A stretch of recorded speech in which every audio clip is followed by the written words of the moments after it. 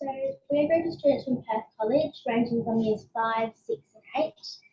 I'm Matilda, and I'm in year 8.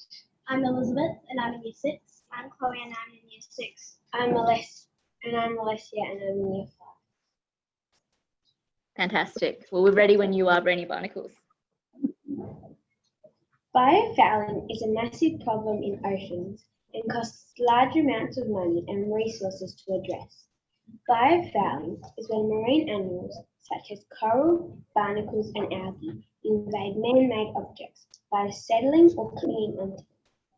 When barnacles settle on boats, jetty supports and oil rigs, it causes many problems. The marine life can clog the gears of structures, stopping them to function. It can weigh the structure down and overall make the structure inefficient, as vessels continuously have to dock in order to have the marine life scraped up, which is extremely cost and intensive. Another major problem is that when marine life settles on travelling ships, new species are introduced to new areas that they shouldn't be in. This creates an infestation of non-native sea life, which could potentially kill the native marine life in that area, either by attacking them directly or by stealing their food or habitat. Biofouling is such a significant issue that there has been a huge amount of effort over the years to try and come up with a solution. In fact, people have been trying to solve this problem for over 2,000 years. It is also extremely expensive. A US study done in 2011 estimated that it costs the US Navy around $220 million per year in fuel costs. Then add the cost of having to take the ships out of service for a few weeks to dry dock and scrape off the biofilm. Current methods can mean that they only have to scrape them off every 2 years rather than every few months. But they have other issues. Due to huge costs and inconvenience of dry docking ships, we decided to focus our solution primarily on biofouling on ships and boats, and rather than waiting for the problem to get worse, to try and prevent the very early stages of biofouling by preventing algae buildup. If we can stop that, then the more problematic types of biofouling, like barnacles, etc., won't be able to form. Our research started with the goal of making a sustainable solution to biofouling. We researched and discovered that the issue starts with a microscopic slippery layer of algae, which is the juvenile form of biofouling that larger organisms will attach to, and this initial phase is known as settlement. In fact, these organisms or microbes can coat a ship's hull within a day. If left unchecked, the algae will grow and create a biofilm that will attract larger organisms that will attach, thereby creating a much bigger issue. Even with regular scraping, an average ship can have up to 200 tons of organisms. Therefore, we decided our solution needs to target biofouling at its most microscopic level. To ensure we developed a new, unique solution, we researched some of the existing methods that are available to try and address biofouling. These included the usage of tin and copper hundreds of years ago, to more recent times, the usage of things like preventative anti-fouling paints, to slippery paints that don't allow algae to attach when ships are moving quickly, to electric pulses and ultrasonic waves. These solutions aren't perfect, as some may be toxic, may impact the integrity of the ships, or only work when ships are stationary. After researching current solutions and their limitations, we did some further research on microbes, bacteria, and algae. We created a shared document where we stored all our facts, information, and descriptions. We then started brainstorming and decided we wanted to try and look to nature for a solution. We then brought out a device a team member used previously, which creates electricity from mud, and is called a microbial fuel cell. From here, we came up with a what-if question. What if we used algae instead of mud? Then we had a light bulb moment. Could we use a microbial fuel cell powered by algae instead of mud to generate electricity to deter them? So we experimented with the microbial fuel cell, putting in algae instead of mud. Within a day, the light was flashing. Usually a normal microbial fuel cell takes 2 to 7 days to work properly. We discovered this worked faster due to the salt in the water. This was a great start, but it relied on a biofilm being created to generate electricity. So we decided to try and come up with an idea that might stop the problem before we even got to this stage. We were very excited after the successful creation of our algae fuel cell, but because this required a biofilm, we thought we should try and prevent this first and use the algae fuel cell as a backup protection method. We have come up with a two-step process that incorporates a completely new idea that was partly inspired by nature.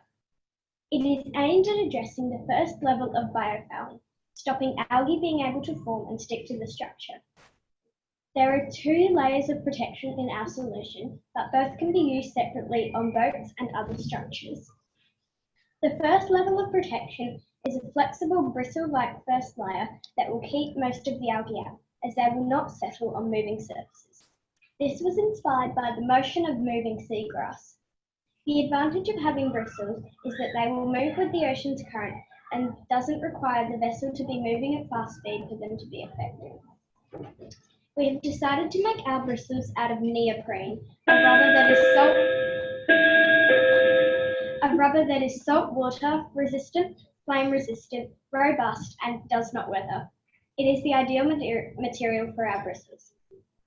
If some algae make it past the first layer, they will generate electricity which will send an electric current through the ship that will kill them. This will be conducted with the algae fuel cell.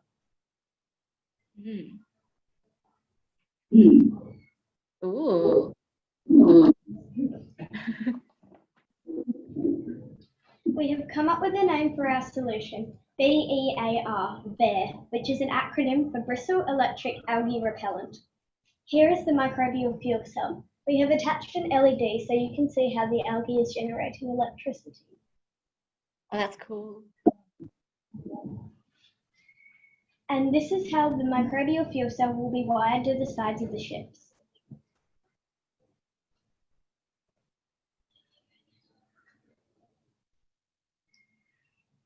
As we don't have the exact materials needed to create and test our solution, we have had to improvise and use the available materials around us.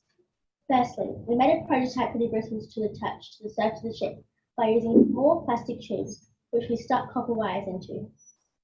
The idea was to try and use the wires to incorporate as part of the algae fuel cell wires, and to use the antimicrobial factors of small amounts of copper as a further deterrent. However, we realised that by doing this, the bristles would not be very flexible, and given copper is so effective, it could be too toxic for the environment. From this, we learnt that to allow for maximum flexibility, we will need to keep the bristles and the components of the fuel cell separate.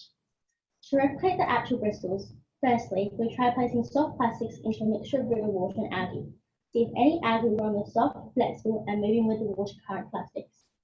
A week later, no algae grew in plastic, which is obviously what we wanted. We first thought about the bristles being made of something like a soft flexible material such as silicone, kind of like the spike shell on the boat we made, but we realised that this again would not be environmentally friendly or durable. We did some further research on different materials and types of rubber and decided that neoprene, made from plant-based rubber, would be a great option, as it is salt water resistant and durable. We tested that neoprene, and we tested neoprene which was sourced from an old wetsuit in a tank of algae, and discovered that, like our other experiment, it was also algae resistant. Neoprene also has the added advantage of being able to be customised to create a snug fit on the base of ships. To generate the electricity from algae, we tried to create a microbial fuel cell using algae as the fuel sources. We filled the fuel cell with algae and tested to see if it would generate enough electricity to light up an LED. This worked, as shown here. We would use the concept of an algae fuel cell in the real world. The only difference would be that the source of the energy would be algae in the ocean trying to on the ship, and rather than output being an LED, it'd be a small electric shock, which is a proven method that is currently used to kill algae. However, our idea has a benefit over the current solution, as it will be only created when it is needed. That is when there is enough algae to generate a charge, which means that the tiny electric shock would be so small it would be harmless to humans and other marine life, and it would not damage the ship. But it would be strong enough to kill the algae and therefore prevent the whole biofouling chain. In conclusion, our idea is a great cost-effective solution inspired by nature that would benefit the marine industry by enabling commercial ships to maximise their productivity by not requiring any downtime for regular scaling. The prevention of the growth of the biofilm will also mean that fuel costs will be down as there will be no drag due to growth, slowing the ships down. Therefore, the ships will be faster and more efficient. As a bonus, it will also mean a reduction in the carbon footprint of the ships. Our solution, after the initial application, will be energy and time efficient compared to the present solutions, as it eliminates labour-intensive work used by current solutions. Our next step in this project would be to try and apply our first layer, the neoprene bristles, to a real boat and test how effective this first layer of our two-step solution is. This is a practical and effective solution, but it does have some potential limitations, as it would require time to customize the bristle layer over all the different ships and marine structures. However, the overall benefits far outweigh this limitation, as it is only a small amount compared to all the time wasted scraping down all the continuously docked ships. After fully testing our first layer protection, we will evaluate the second step of the algae fuel cell is required, or it was only necessary on certain types of usage. To sum it all up, we believe the idea of BEAR, FAIR, is very effective, efficient, and feasible. Thanks for listening. Do you have any questions? Running very short on time, so what I might do is, Jessie, if you could line up the next presentation, and we have time for one question from the judges for this group. Who would like to do the honours? So we were wondering if you, in the future work, or what future work you had, and if that involved building perhaps a prototype of the final product? Yes. Yeah. We could try attaching the bristles to a boat and see if it will be effective, which we, from our research, suggests it will be. And we also tested these bristles in the water. We placed that boat into a tank of water and made it move, and the bristles and so that were actually moved through. Yeah. We could try it with a bigger scale in the future. Done a very good job. It's an excellent idea.